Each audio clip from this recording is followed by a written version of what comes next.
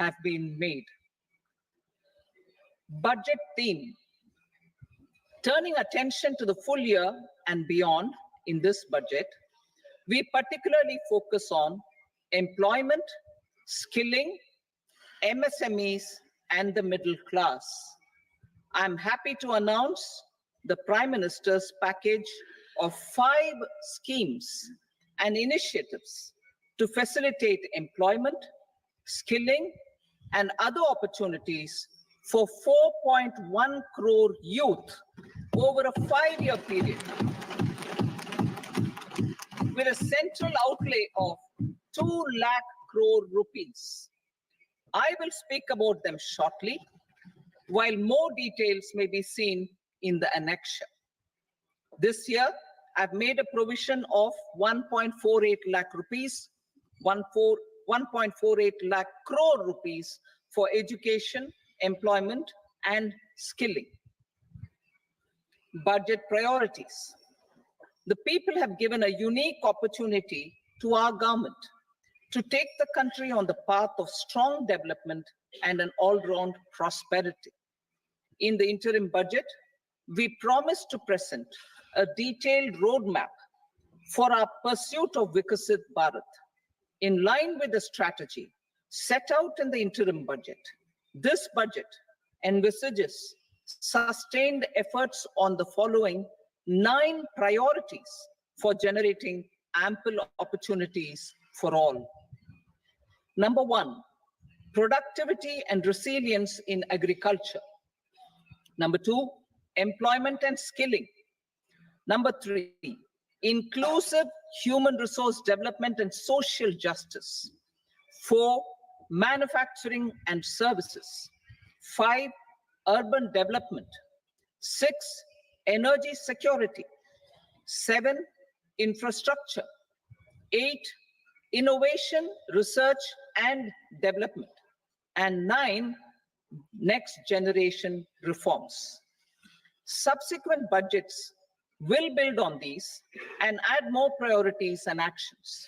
A more detailed formulation will be carried out as part of the economic policy framework, about which I will speak later in this speech. This budget details some of the specific actions to be initiated in the current year towards fulfillment of these priorities, with potential for transformative changes. The budget also covers some of the previously made announcements with intent to strengthen them and step up their implementation for expediting our journey towards the goal of Vikasit Bharat. Priority 1, productivity and resilience in agriculture. Transforming agricultural research. Our government will undertake a comprehensive review of the agricultural research setup to bring the focus on raising productivity and developing climate resilient varieties. Funding will be provided in challenge mode, including to the private sector. Domain experts, both from the government and outside, will oversee the conduct of such research. Release of new varieties. New 109 high-yielding and climate-resilient varieties of 32 field and horticultural crops will be released for cultivation by farmers. Natural farming. In the next 2 years, 1 crore farmers across the country will be initiated into natural farming, supported by certification and branding. Implementation will be through scientific institutions and willing gram panchayats. 10,000 need-based bio-input resource centers will be established. Missions for pulses and oil seeds.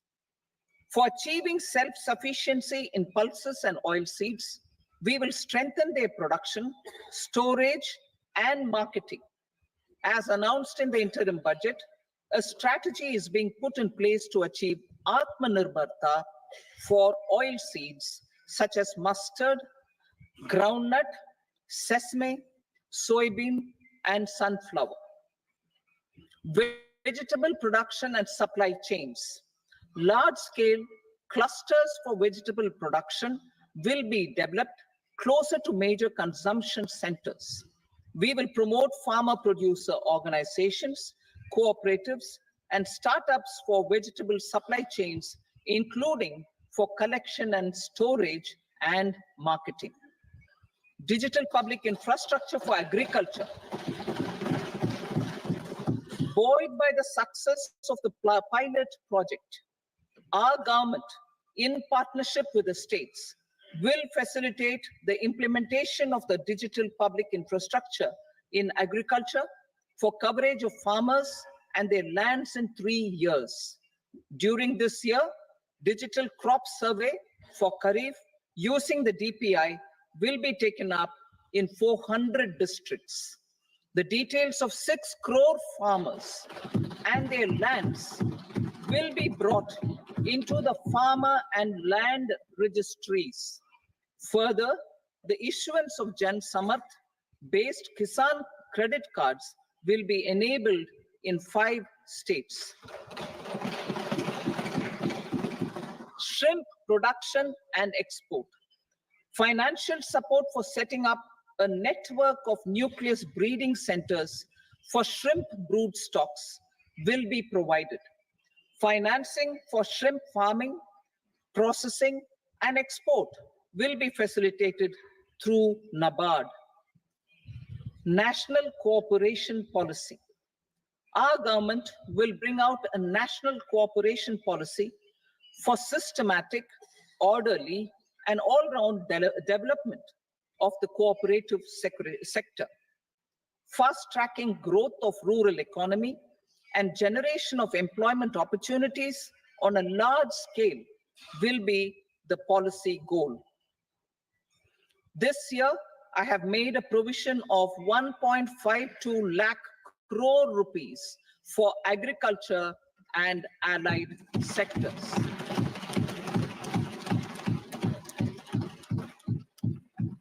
Priority 2, employment and skilling. Employment-linked incentive. Our government will implement following 3 schemes for employment-linked incentive as part of the Prime Minister's package. These will be based on enrollment in the EPFO and focus on recognition of first-time employees and support to employees and employers. Scheme A, first-timers. This scheme will provide 1 month wage to all persons newly entering the workforce in all formal sectors.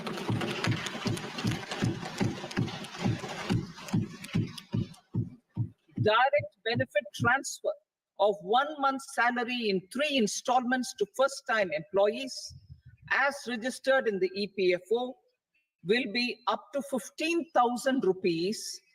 The eligibility limit will be a salary of 1 lakh per month. The scheme is expected to benefit 210 lakh youths.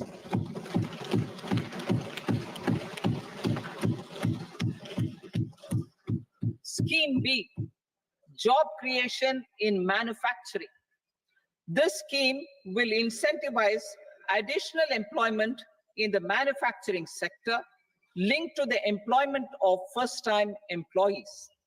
An incentive will be provided at specified scale directly both to the employee and the employer with respect to their EPFO contribution in the first 4 years of employment. The scheme is expected to benefit 30 lakh youth entering employment and their employers.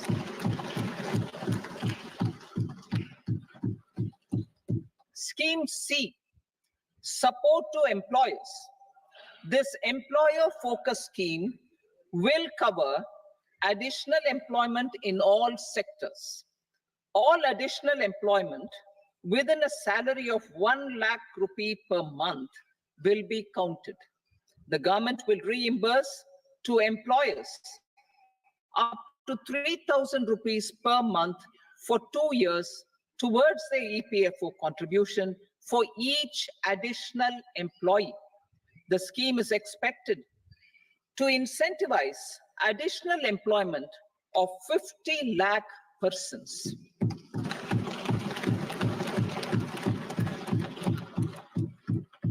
Participation of women in the workforce. We will facilitate higher participation of women in the workforce through setting up of working women hostels in collaboration with industry and establishing creches.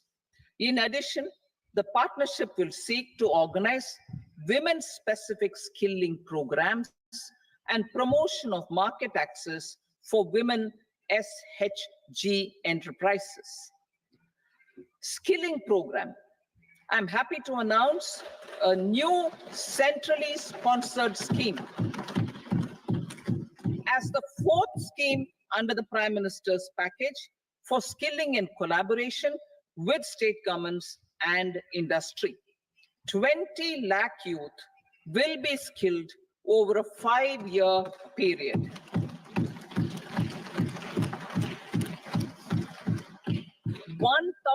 Industrial training institutes will be upgraded in hub and spoke arrangements with outcome orientation.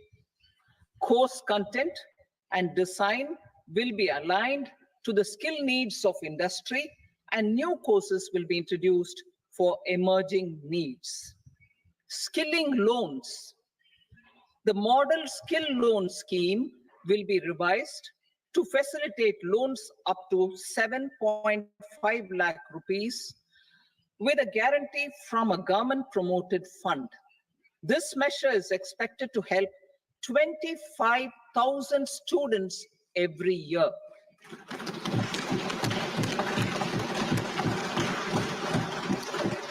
Education loans. For helping our youth who have not been eligible for any benefit under government schemes and policies, I am happy to announce a financial support for loans up to 10 lakh rupees for higher education in domestic institutions.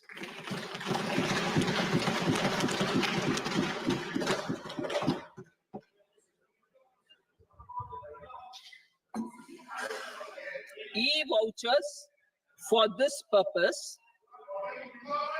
E-vouchers for this purpose will be given directly to 1 lakh students every year for annual interest subvention of 3% of the loan amount.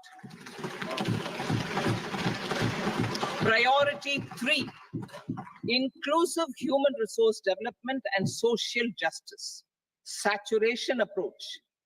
Our government is committed to all-round, all-pervasive, and all-inclusive development of people, particularly farmers, youth, women, and the poor.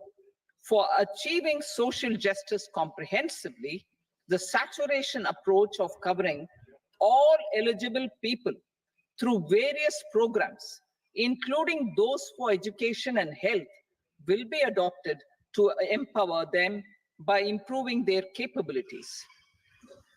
Implementation of schemes meant for supporting economic activities by craftsmen, artisans, self-help groups, scheduled caste, scheduled tribe, and women entrepreneurs and street vendors such as the PM Vishwakarma, PM Swanidhi, National Livelihood Missions, and Stand Up India will be stepped up. Purvodaya. The states in the eastern part of the country are rich in endowments and have strong cultural traditions. We will formulate a plan, Purvodaya, for the all-round development of the eastern region of the country, covering Bihar, Jharkhand, West Bengal, Odisha, and Andhra Pradesh.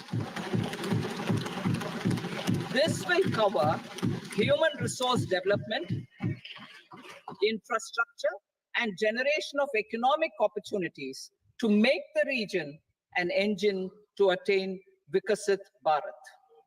On the Amritsar-Kolkata Industrial Corridor, we will support development of an industrial node at Gaya.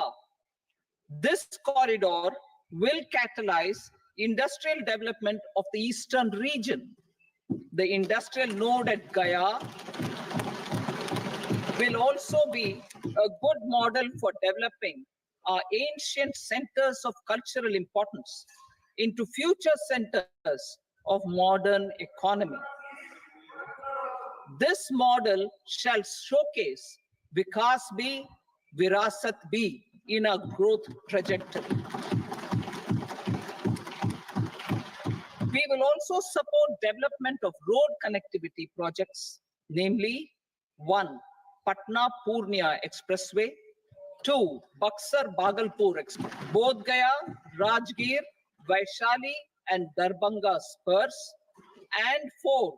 Additional 2-lane bridge over River Ganga at Buxar at a total cost of 26,000 crore rupees.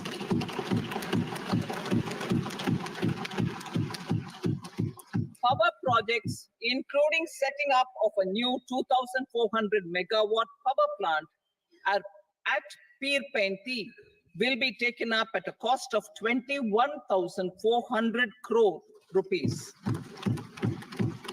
New airports, medical colleges, and sports infrastructure in Bihar will be constructed.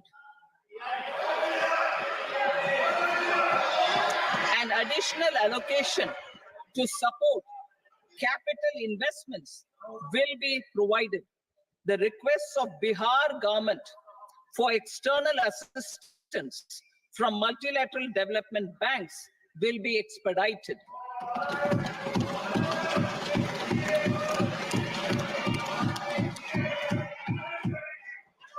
Andhra Pradesh Reorganization Act. Our government has made concerted efforts to fulfill the commitments in Andhra Pradesh Reorganization Act. Recognizing the state's need for the capital, recognizing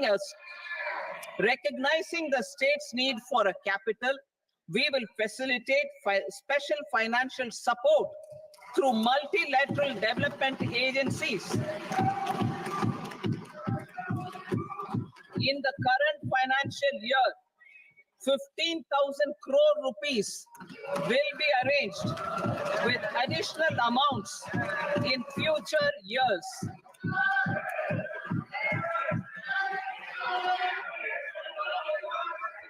Our government is fully committed to financing and early completion of the Polavaram irrigation project, which is the lifeline for Andhra Pradesh and its farmers. This will facilitate our country's food security as well. Under the Andhra Pradesh Reorganization Act, for promoting industrial development, funds will be provided for essential infrastructure such as water, power, railways, and roads. In Kopparthi node on the Visakhapatnam-Chennai Industrial Corridor and Varavakal node on the Hyderabad-Bangalore Industrial Corridor. An additional allocation will be provided this year towards capital investment for economic growth. Grants for backward regions of Rayalaseema, Prakasham, North Coastal Andhra, as stated in the Act, will be provided. PM Awaaz Yojana. 3 crore additional houses under the PM Awaaz Yojana in rural and urban areas in the country will have been announced, for which the necessary allocations are being made. Women-led development. For promoting women-led development, the budget carries an allocation of more than 3 lakh crore for schemes benefiting women and girls. This signals our government's commitment for enhancing women's role in economic development. Pradhan Mantri Janjatiya Unnat Gram Abhiyan, for improving the socio-economic condition of tribal communities, we will launch the Pradhan Mantri Janjatiya Unnat Gram Abhiyan by adopting saturation coverage for tribal families in tribal majority villages and aspirational districts.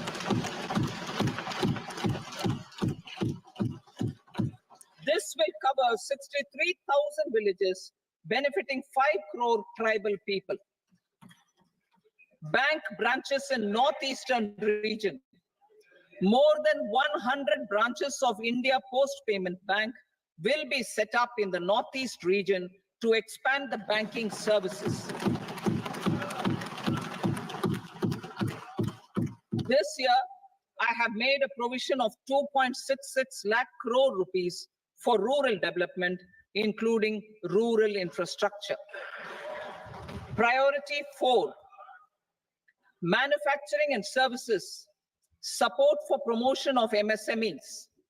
This budget provides special attention to MSMEs and manufacturing, particularly labor-intensive manufacturing.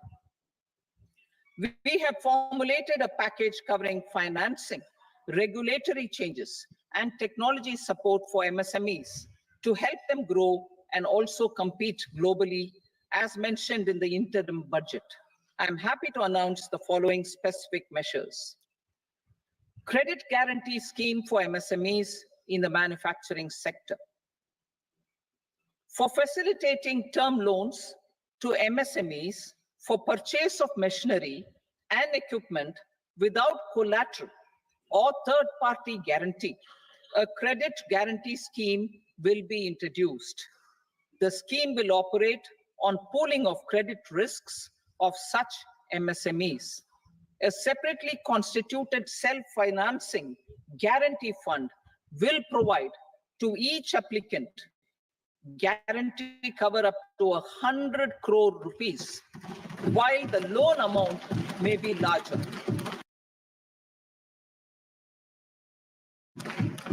The borrower will have to provide an upfront guarantee fee and an annual guarantee fee on the reducing loan balance.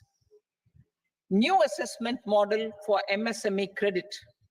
Public sector banks will build their own in-house capability to assess MSMEs for credit instead of relying on external assessment. They will also take a lead in developing or getting developed a new credit assessment model based on the scoring of digital footprints of the MSMEs in the economy. This is expected to be a significant improvement over the traditional assessment of credit eligibility based only on asset or turnover criteria. That will also cover MSMEs without a formal accounting system. Credit support to MSMEs during stress period. I'm happy to announce a new mechanism for facilitating continuation of bank credit to MSMEs during their stress period, while being in special mention account, SMA account, SMA stage, for reasons beyond their control. MSMEs need credit to continue their business and to avoid getting into the NPA stage. Credit availability will be supported through a guarantee from a government-promoted fund. Mudra loans. The limit of Mudra loans will be enhanced to 20 lakh from the current 10 lakh for those entrepreneurs who have availed and successfully repaid previous loans under the Tarun category. Enhanced scope for mandatory onboarding in trades. For facilitating MSMEs to unlock their working capital by converting their trade receivables into cash, I propose to reduce the turnover threshold of buyers for mandatory onboarding on the TREADS platform from rupees 500 crore to 250 crore rupees. This measure will bring 22 more CPSCs and 7,000 more companies onto the platform. Medium enterprises will also be included in the scope of the suppliers. SIDBI branches in MSME clusters. SIDBI will open new branches to expand its reach to serve all major MSME clusters within 3 years and provide direct credit to them. With the opening of 24 such branches this year, the service coverage will expand to 168 out of 242 major clusters. MSME units for food irradiation, quality and safety testing. Financial support for setting up of 50 multi-product food irradiation units in the MSME sector will be provided. Setting up of 100 food quality and safety testing labs with NABL accreditation will be facilitated. E-commerce export hubs to enable MSMEs and traditional artisans to sell their products in international markets. E-commerce export hubs will be set up in public-private partnership mode. These hubs, under a seamless regulatory and logistic framework, will facilitate trade and export-related services under one roof. Measures for promotion of manufacturing and services. Internship in top companies. As the fifth scheme under Prime Minister's package, our government will launch a comprehensive scheme for providing internship opportunities in 500 top companies to 1 crore youth in 5 years. They will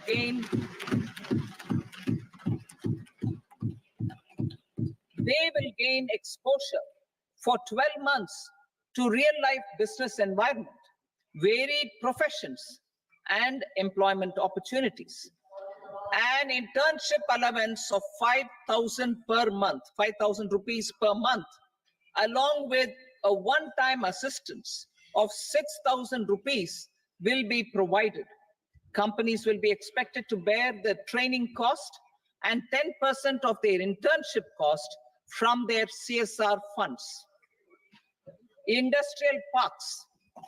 Our government will facilitate development of investment-ready, plug-and-play industrial parks with complete infrastructure in or near 100 cities in partnership with the states and private sector by better using town planning schemes.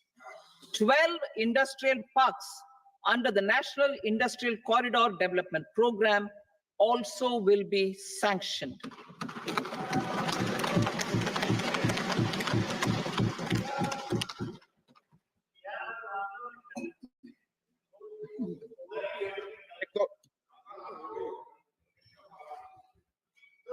भेजी मेरे को no please बैठिए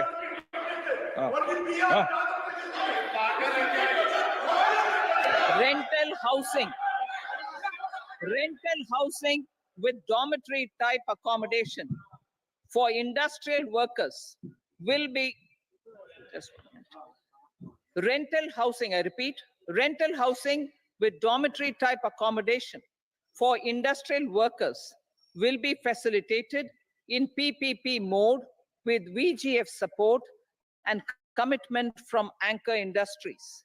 Shipping industry, ownership, leasing, and flagging reforms will be implemented to improve the share of Indian shipping industry and generate more employment.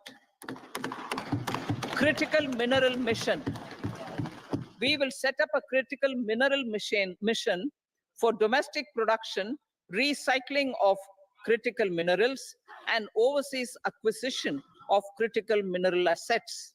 Its mandate will include technology development, skilled workforce, extended producer responsibility framework, and a suitable financing mechanism. Offshore mining of minerals. Our government will launch the auction of the first tranche of offshore blocks for mining, building on the exploration already carried out. Digital public infrastructure applications. Turning to the services sector, I propose development of DPI applications at population scale for productivity gains, business opportunities, and innovation by the private sector. These are planned in the areas of credit, e-commerce, education, health, law and justice, logistics, MSME service delivery, and urban governance. Integrated technology platform for IBC ecosystem. An integrated technology platform will be set up for improving the outcomes under the Insolvency Bankruptcy Code for achieving consistency, transparency, timely processing, and better oversight for all stakeholders. Voluntary closure of LLPs. The services of the Center for Processing Accelerated Corporate Exit, CPACE, will be extended for voluntary closure of LLPs to reduce the closure times. National Company Law Tribunals. The IBC has resolved more than 1,000 companies, resulting in direct recovery of 3.3 lakh crore to creditors. 3.3 lakh crore rupees to creditors. In addition, 28,000 cases involving over 10 lakh crore rupees have been disposed of even prior to admission. Appropriate changes to the IBC, reforms and strengthening of the tribunal and appellate tribunals will be initiated to speed up insolvency resolution. Additional tribunals will be established. Out of those, some will be notified to decide cases exclusively under the Companies Act. Debt recovery. Steps for reforming and strengthening debt recovery tribunals will be taken. Additional tribunals will be established to speed up recovery. Priority 5, urban development. Cities as growth hubs. Working with states, our government will facilitate development of cities as growth hubs. This will be achieved through economic and transit planning and orderly development of peri-urban areas utilizing town planning schemes. Creative redevelopment of cities. For creative brownfield redevelopment of existing cities with a transformative impact, our government will formulate a framework for enabling policies, market-based mechanisms, and regulation. Transit-oriented development. Transit-oriented development plans for 14 large cities with a population above 30 lakh will be formulated, along with an implementation and financing strategy. Urban housing. Under the PM Awaaz Yojana, Urban 2.0, housing needs of 1 crore urban poor and middle-class families will be addressed with an investment of 10 lakh crore rupees. This will include the central assistance of 2.2 lakh crore rupees in the next 5 years. A provision of interest subsidy to facilitate loans at affordable rates is also envisaged. In addition, enabling policies and regulations for efficient and transparent rental housing markets with enhanced availability will also be put in place. Water supply and sanitation. In partnership with state governments and multilateral development banks, we will promote water supply, sewage treatments, and solid waste management projects and services for 100 large cities through bankable projects. These projects will also envisage uses use of treated water for irrigation and filling up of tanks in nearby areas. Street markets. Building on the success of PM Swanidhi scheme in transforming the lives of street vendors, our government envisions a scheme to support each year over the next 5 years the development of 100 weekly hearts or street food hubs in select cities. Stamp duty. We will encourage states which continue to charge high stamp duty to moderate the rates for all and also consider further lowering duties for properties purchased by women. This reform will be made an essential component of urban development schemes. Priority 6, energy security, energy transition. In the interim budget, I had announced our strategy to sustain high and more resource-efficient economic growth, along with the energy security in terms of availability, accessibility, and affordability. We will bring out a policy document on appropriate energy transition pathways that balances the imperatives of employment, growth, and environmental sustainability. PM Surya Ghar Muft Bijli Yojana. PM Surya Ghar Muft Bijli Yojana. In line with the announcement in the interim budget,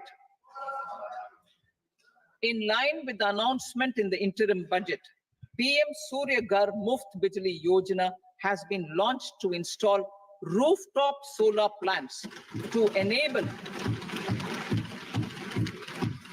1 crore households obtain free electricity up to 300 units every month.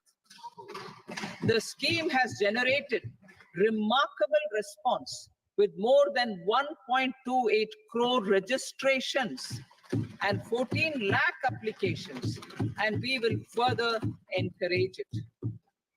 Pumped storage policy.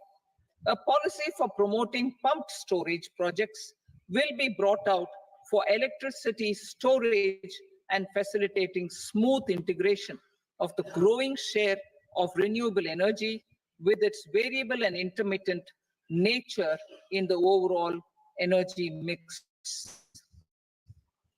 Research and development of small and modular nuclear reactors. Nuclear energy is expected to form a very significant part of the energy mix for Vikasit Bharat. Towards that pursuit, our government will partner with the private sector for 1, setting up Bharat Small Reactors, 2, research and development of Bharat Small Modular Reactor, and 3, research and development of newer technologies for nuclear energy. The R&D funding announced in the interim budget will be made available for this sector also.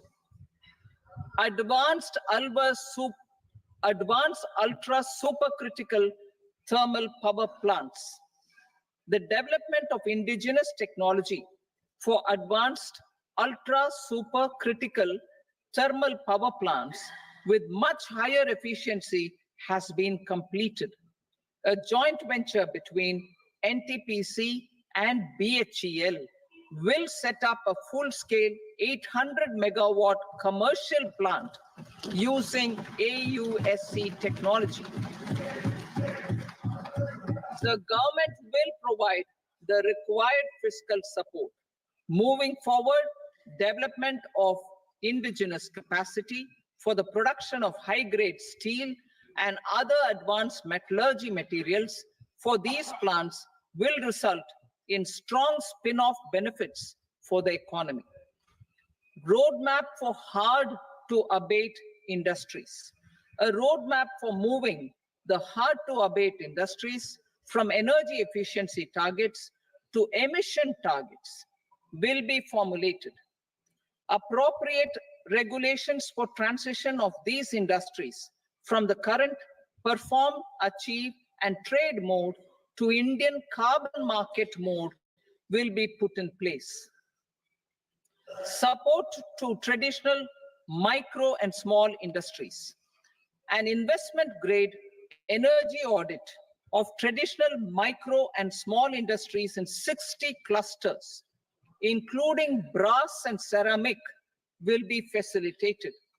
Financial support will be provided for shifting them to cleaner forms of energy and implementation of energy efficiency measures. The scheme will be replicated in another 100 clusters in the next phase. Priority 7, infrastructure investment by central government. Significant investment the central government has made over the years in building and improving infrastructure has had a strong multiplier effect on the economy. We will endeavor to maintain strong fiscal support for infrastructure over the next 5 years in conjunction with imperatives of other priorities and fiscal consolidation. This year, I have provided 11,11,111 crore rupees for capital expenditure. This would be 3.4% of our GDP. Infrastructure investment by state governments. We will encourage states to provide support of similar scale for infrastructure, subject to their development priorities. A provision of 1.5 lakh crore rupees for long-term interest-free loans have been made this year, also to support the states in their resource allocation. Private investment in infrastructure. Investment in infrastructure by private sector will be promoted through viability gap funding and enabling policies and regulations. A market-based financing framework will be brought out. Pradhan Mantri Gram Sadak Yojana, phase 4 of the PMGSY, provide all-weather connectivity to 25,000 rural habitations,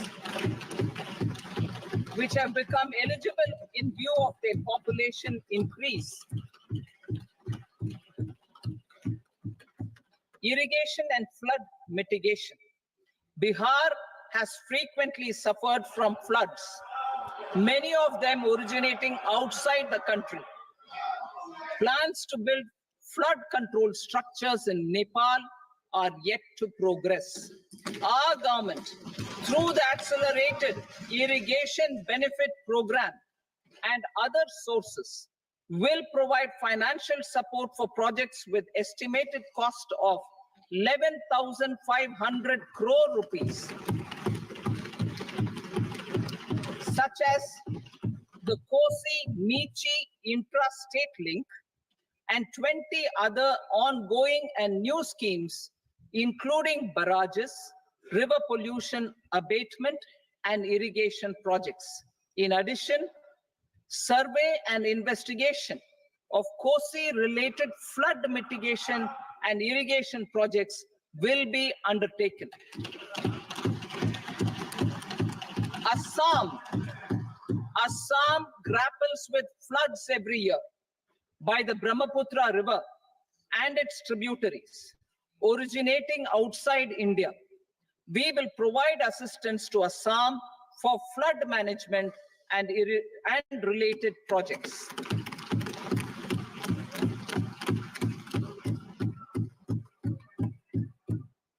Himachal Pradesh suffered extensive losses due to floods last year. Our government will provide assistance to the state for reconstruction and rehabilitation through multilateral development assistance.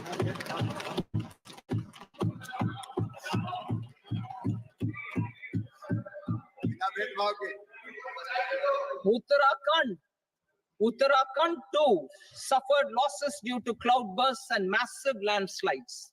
We will provide assistance to the state. Recently, Sikkim witnessed devastating flash floods and landslides.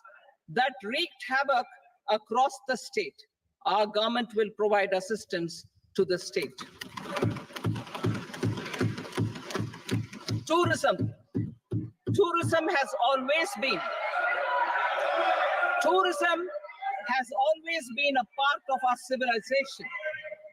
Our efforts in positioning India as a global tourist destination will also create jobs, stimulate investments, and unlock economic opportunities for other sectors. In addition to the measures outlined in the interim budget, I propose the following measures. Vishnupad Temple at Gaya and Mahabodhi Temple at Bodh Gaya in Bihar are of immense spiritual significance.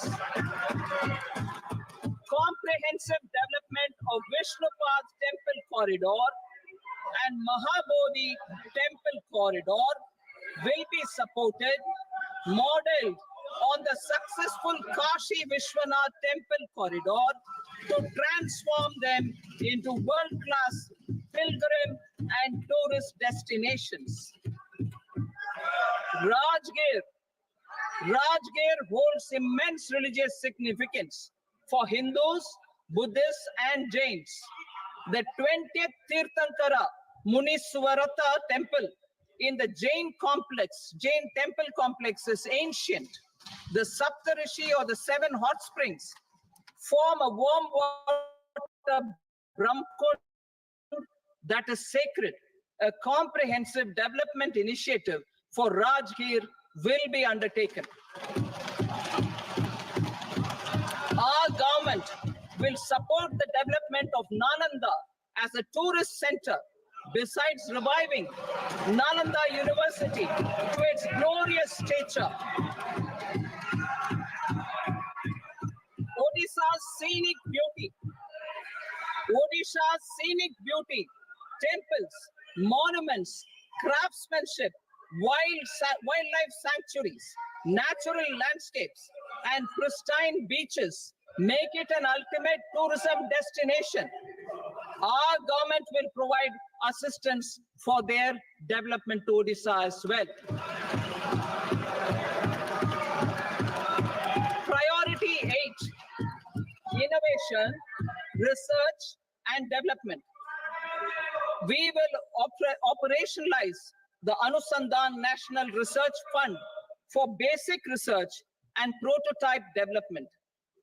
Further, we will set up a mechanism for spurring private sector-driven research and innovation at commercial scale, with a financing pool of 1 lakh crore rupees in line with the announcement in the interim budget. Space economy. With our continued emphasis on expanding the space economy by 5 times in the next 10 years, a venture capital fund of 1,000 crore rupees will be set up. Priority 9, next generation reforms. Economic policy framework. We will formulate an economic policy framework to delineate the overarching approach to economic development and set the scope of the next generation of reforms for facilitating employment opportunities and sustaining high growth. Our government will initiate and incentivize reforms for 1, improving productivity of factors of production, and 2, facilitating markets and sectors to become more efficient. These reforms will cover all factors of production, namely land, labor, capital, and entrepreneurship, and technology as an enabler of improving total factor productivity and bridging inequality.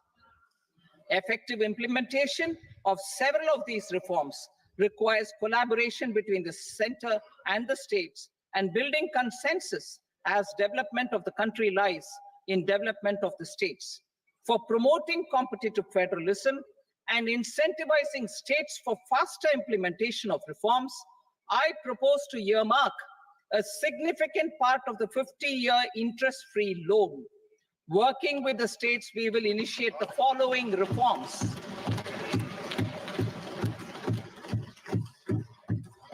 land-related reforms and actions, both in the rural and urban areas, will cover land administration, will cover 1, land administration, planning and management, and 2, urban planning usage and building bylaws.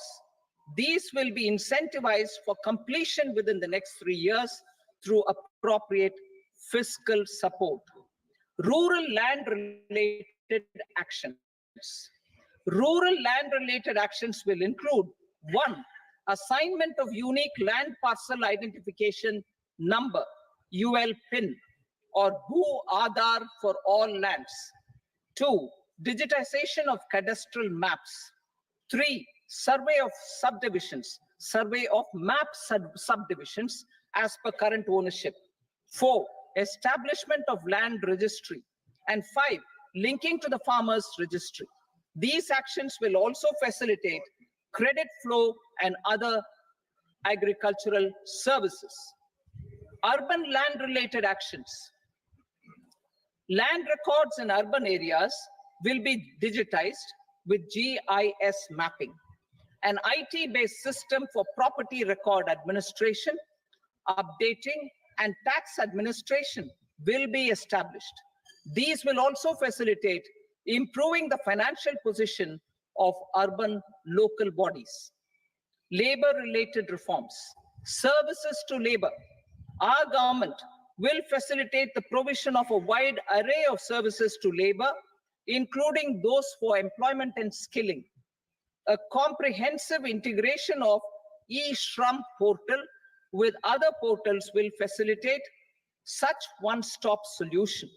Open architecture databases for the rapidly changing labor market, skill requirements, and available job roles, and a mechanism to connect job aspirants with potential employers and skill providers will be covered in these services.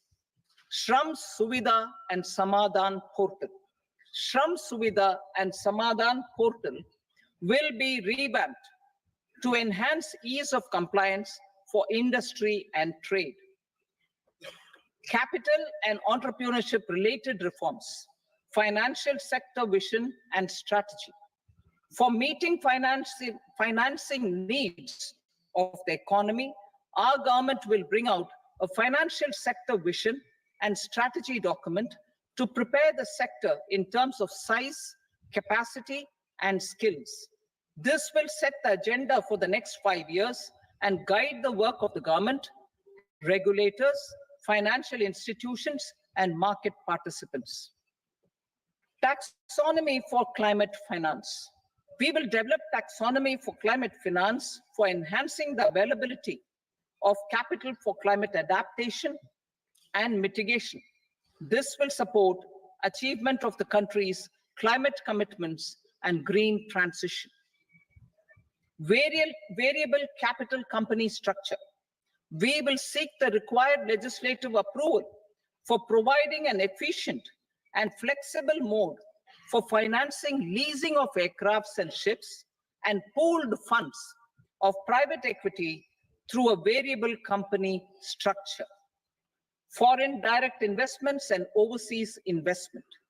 The rules and regulations for foreign direct investment and overseas investments will be simplified to 1, facilitate foreign direct investments, 2, nudge prioritization, and 3, promote opportunities for using Indian rupee as a currency for overseas investment.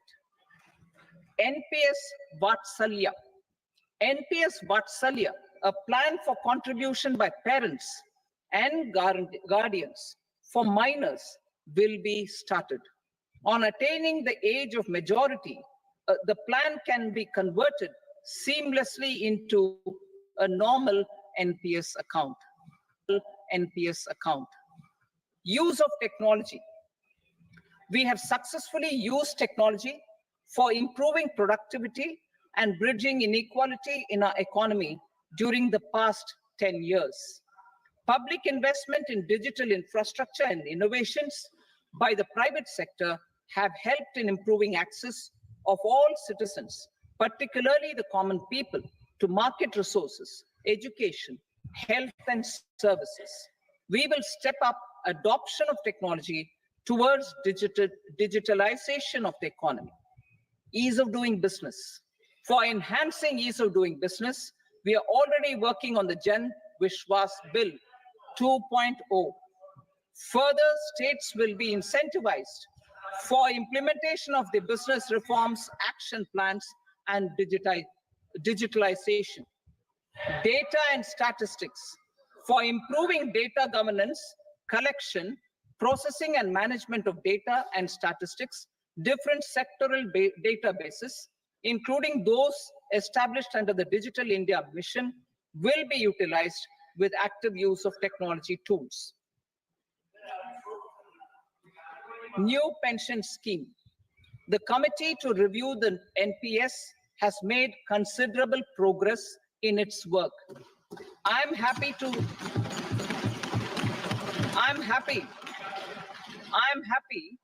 that the staff side of the National Council of the Joint Consultative Machinery for Central Government Employees has taken a constructive approach. A solution will be evolved which addresses the relevant issues while maintaining fiscal prudence to protect the common citizens. Budget estimates for 24-25. For the year 24-25, total receipts other than borrowings and the total expenditure are estimated at 32.07 lakh crore rupees and 48.21 lakh crore rupees respectively.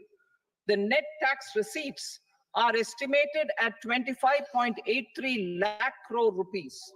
The fiscal deficit is estimated at 4.9% of the GDP.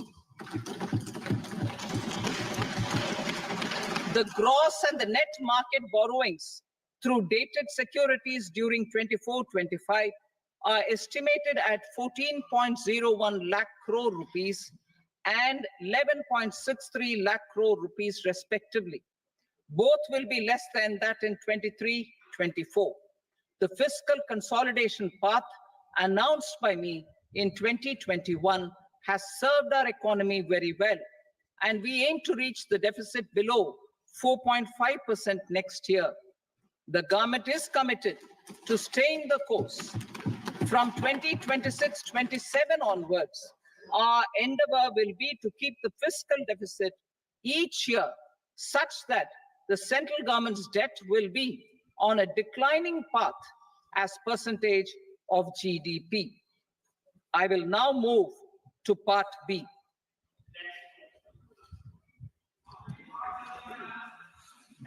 Indirect taxes. Sir, I start with GST. It has decreased tax incidence on the common man, reduced compliance burden and logistics cost for trade and industry, and enhanced revenues of the central and the state governments. It is a success of vast proportions. To multiply the benefits of GST, we will strive to further simplify and rationalize the tax structure and endeavor to expand it to the remaining sectors. My proposals for customs duties intend to support domestic manufacturing, deepen local value addition, promote export competitiveness, and simplify taxation while keeping the interest of the general public and consumers surmount. In Budget 22-23, we reduced the number of customs duty rates. I propose to undertake a comprehensive review of the rate structure over the next 6 months to rationalize and simplify it for ease of trade, removal of duty inversion, and reduction of disputes. I shall now take up sector-specific customs duty proposals. Medicine and medical equipments. To provide relief to cancer patients, I propose to fully exempt 3 more medicines from customs duties.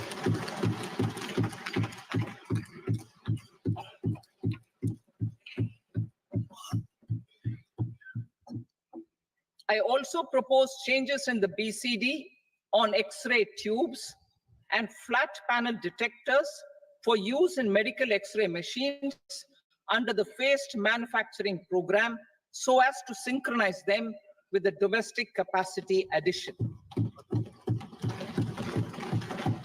Mobile phone and related parts.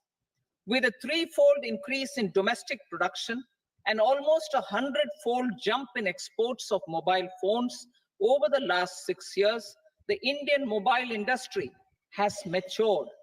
In the interest of consumers, I now propose to reduce the BCD on mobile phone, mobile PCBA, and mobile charger to 15%. Critical minerals. Minerals such as lithium, copper, cobalt, and rare earth elements are critical for sectors like nuclear energy, renewable energy, space, defense, telecommunications, and high-tech electronics. I propose to fully exempt customs duties on 25 critical minerals and reduce BCD on 2 of them. This will provide a major fillip to the processing and refining of such minerals and help secure their availability for these strategic and important sectors.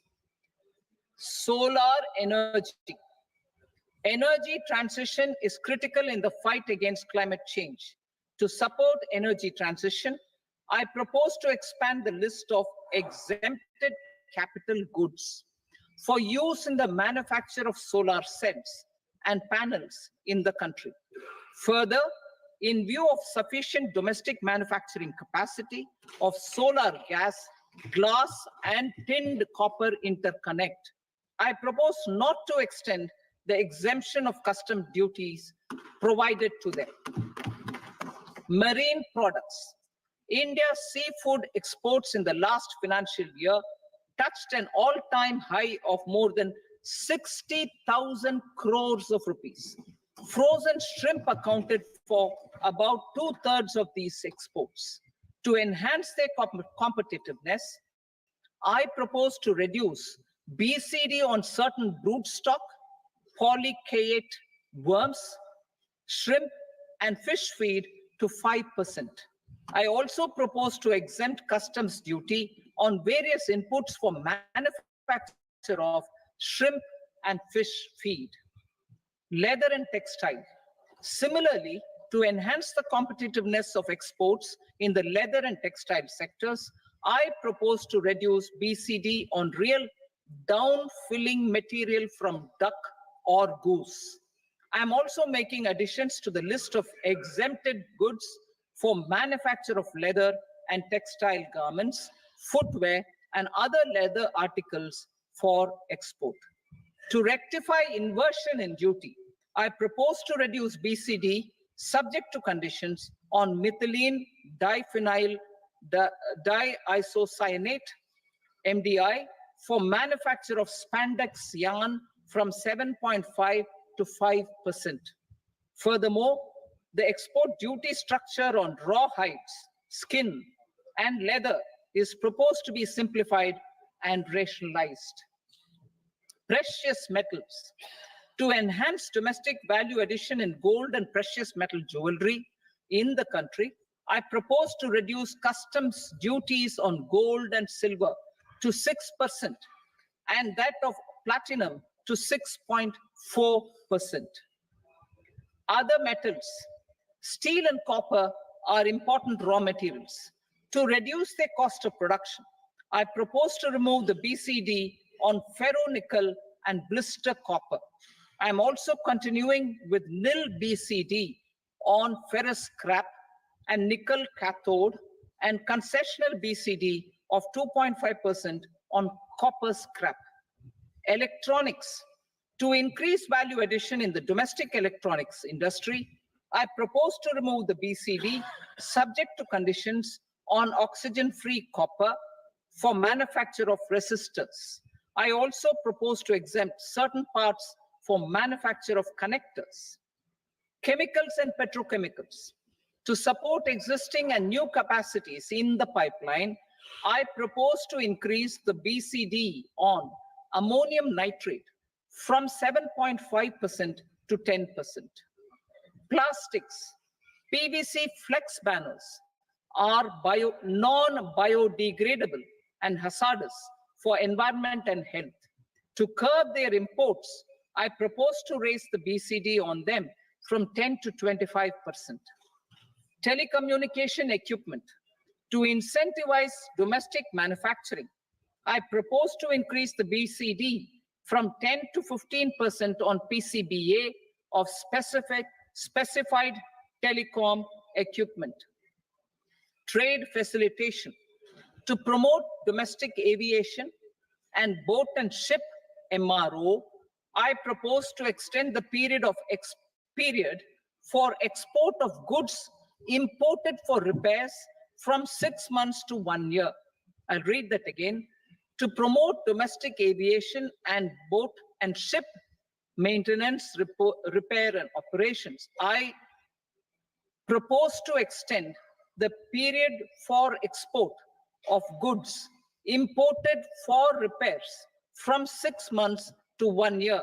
In the same vein, I propose to extend the time limit for re-import of goods for repairs under warranty from 3 to 5 years. I now move to direct taxes. We will continue our efforts to simplify taxes, improve taxpayer services, provide tax certainty, and reduce litigation while enhancing revenues for funding the development and welfare schemes of the government. It has been our endeavor to simplify taxation. We have taken a number of measures in the last few years, including introduction of simplified tax regimes without exemptions and deductions for corporate tax and for personal income tax. This has been appreciated by taxpayers. 58% of corporate tax came from the simplified tax regime in the financial year 22-23.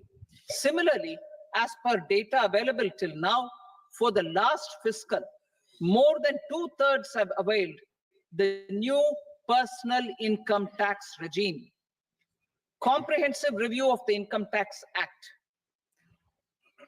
I'm now announcing a comprehensive review of the Income Tax Act 1961.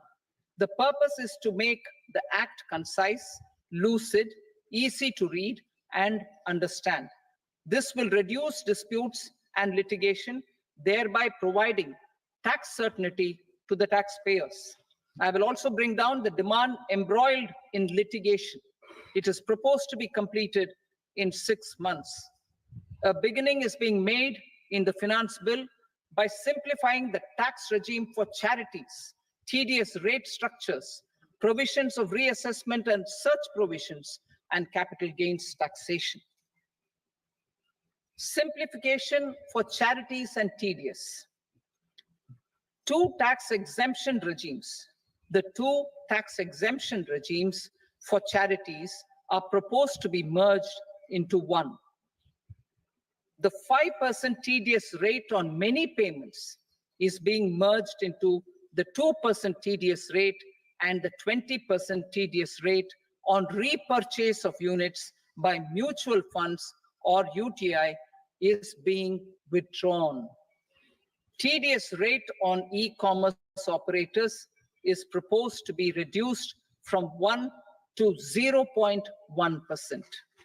Moreover, credit of TCS is proposed to be given in the TDS to be deducted on salary. Further, I propose to decriminalize delay for payment of TDS up to the due date of filing statement for the same.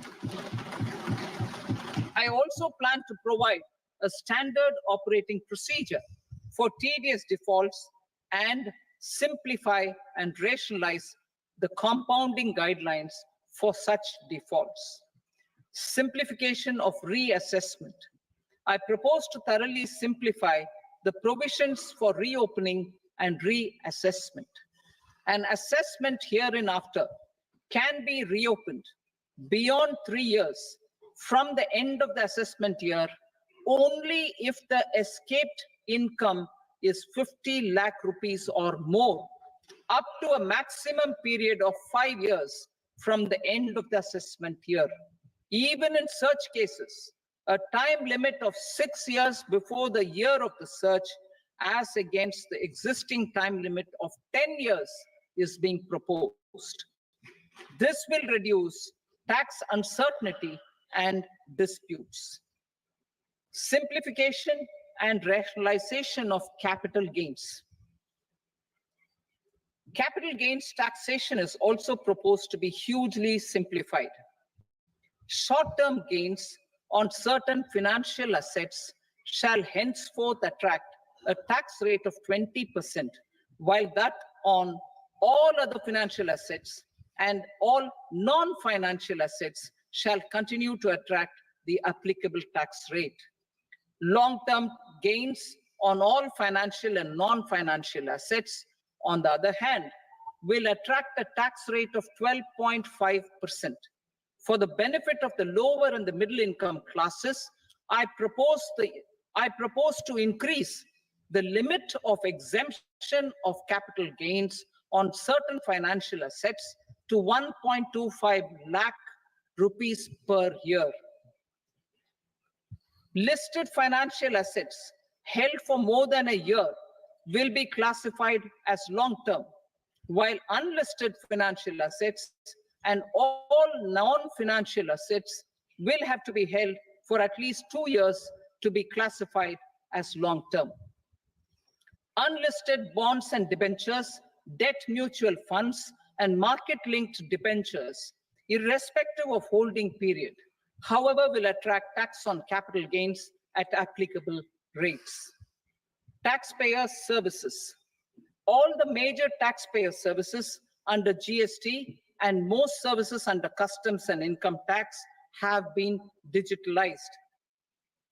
All remaining services of customs and income tax, including rectification and order giving effect to appellate orders, shall be digitalized and made paperless over the next 2 years. Litigation and appeals. While our concerted efforts to reduce pendency of appeals at various appellate fora are beginning to show good results, it will continue to engage our highest attention. To dispose of the backlog of first appeals, I plan to deploy more officers to hear and decide such appeals, especially those with large tax effect. For resolution of certain income tax disputes pending an appeal, I am also proposing Vivad Se Vishwas Scheme 2024. Further, I propose to increase monetary limits for filing appeals related to direct taxes, excise, and service tax in the tax tribunals, high courts, and Supreme Court to 60 lakh rupees, 2 crore rupees, and 5 crore respectively. With a view to reduce litigation and provide certainty in international taxation, we will expand the scope of safe harbor rules and make them more attractive. We will also streamline the transfer pricing assessment procedure. Employment and investment. I have a few proposals to promote investment and foster employment. First of all, to bolster the Indian startup ecosystem, boost the entrepreneurial spirit, and to support innovation, I propose to abolish the so-called angel tax for all classes of investors. Second, there is tremendous potential for cruise tourism in India. To give a fillip to this employment-generating industry, I am proposing a simpler tax regime for foreign shipping companies operating domestic cruises in the country. Third, India is a world leader in the diamond cutting and polishing industry, which employs a large number of skilled workers. To further promote the development of this sector, we would provide for safe harbor rates for foreign mining companies selling raw diamonds in the country. Fourth, to attract foreign capital for our development needs, I propose to reduce the corporate tax rate on foreign companies from 40 to 35%. Deepening the tax base. I have a couple of proposals for deepening the tax base. First, security transaction tax on futures and options of securities is proposed to be increased to 0.02% and 0.1% respectively. Second, for reasons of equity, I propose to tax income received on buyback of shares in the hands of recipients. Other proposals. To improve social security benefits, deduction of expenditure by employers towards NPS is proposed to be increased from 10 to 14% of the employee's salary. Similarly, deduction of this expenditure up to 14% of salary from the income of employees in private sector, public sector banks, and undertakings opting for the new tax regime is proposed to be provided. Indian professionals working in multinationals get ESOPs and invest in social security schemes and other movable assets abroad. Non-reporting of such small foreign assets has penal consequences under the Black Money Act. Such non-reporting of movable assets up to 20 lakh rupees is proposed to be depenalized. Other major proposals in the finance bill relate to withdrawal of equalization levy of 2%, expansion of tax benefits to certain funds and entities in IFSCs, and immunity from penalty and prosecution to Benamidar on full and true disclosure so as to improve conviction under the Benami Transaction Prohibition Act 1988. Personal income tax. Coming to personal income tax rates, I have two announcements to make for those opting for the new tax regime. First, the standard deduction for salaried employees is proposed to be increased from 50,000 to 75,000 rupees.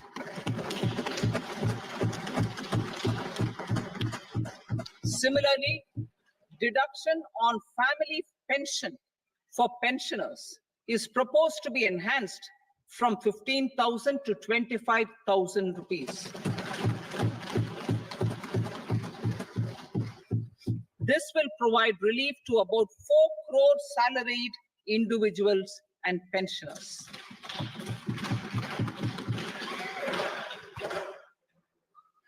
Second, in the new tax regime, the tax rate structure is proposed to be revised as follows. 0 to 3 lakh rupees, nil. 3 to 7 lakh rupees, 5%.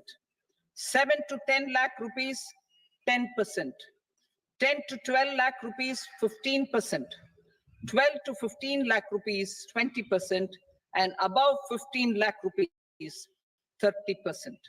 As a result of these changes, a salaried employee in the new tax regime stands to save up to 17,500 rupees in income tax.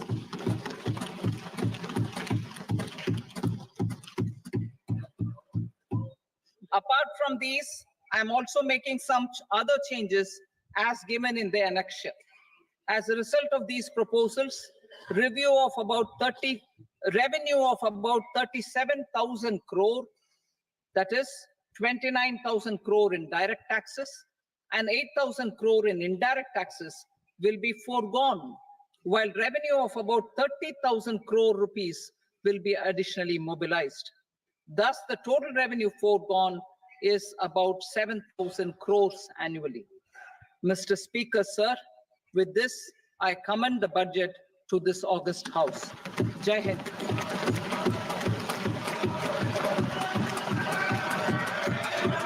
Item number 2. Item number 2.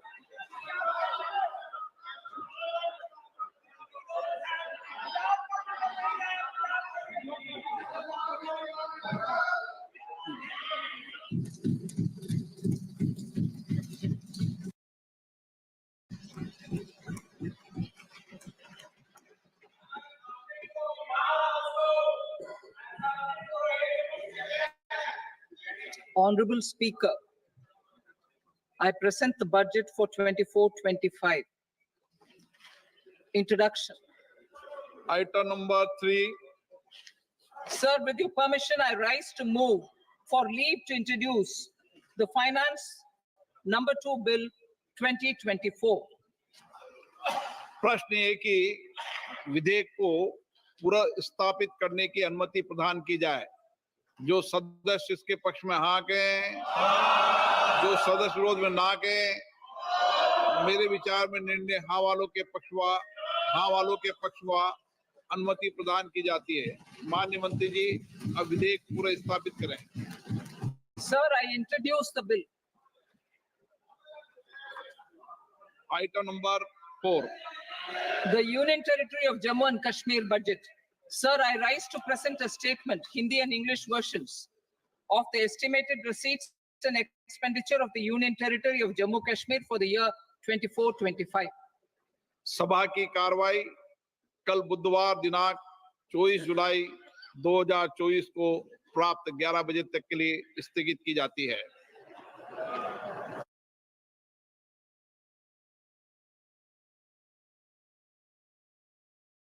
Continues to be the shining exception and will remain so in the years ahead.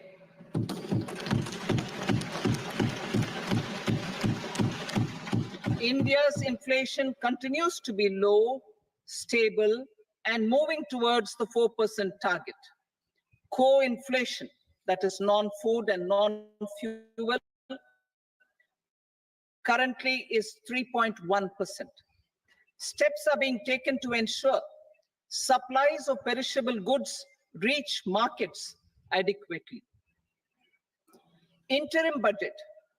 As mentioned in the interim budget, we need to focus on 4 major castes, namely the Garib, Mahilaye, Yuva, and Annadata, the poor, women, youth, and the farmer.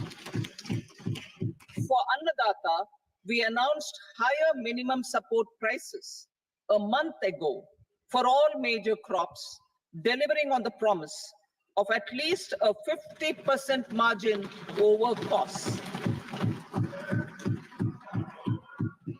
Pradhan Mantri Garib Kalyan Anna Yojana was extended for 5 years, benefiting more than 80 crore people. Administrative actions for approval and implementation of various schemes announced in the interim budget are well underway. The required allocations have been made. Budget theme. Turning attention to the full year and beyond in this budget, we particularly focus on employment, skilling, MSMEs, and the middle class.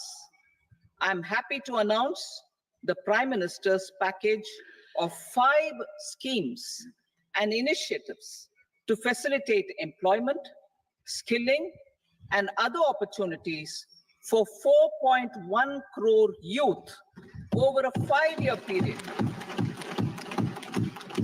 with a central outlay of 2 lakh crore rupees. I will speak about them shortly, while more details may be seen in the annexure.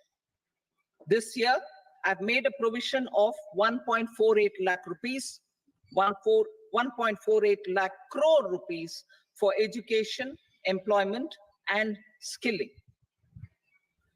Budget priorities.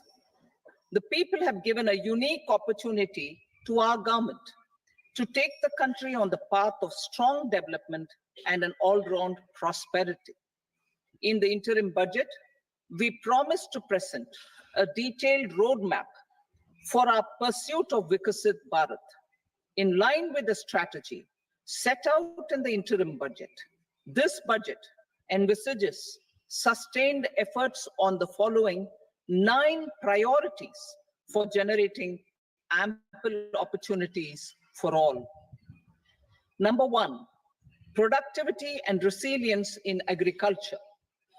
Number 2, employment and skilling. Number 3, inclusive human resource development and social justice. 4, manufacturing and services. 5, urban development. 6, energy security. 7, infrastructure. 8, innovation.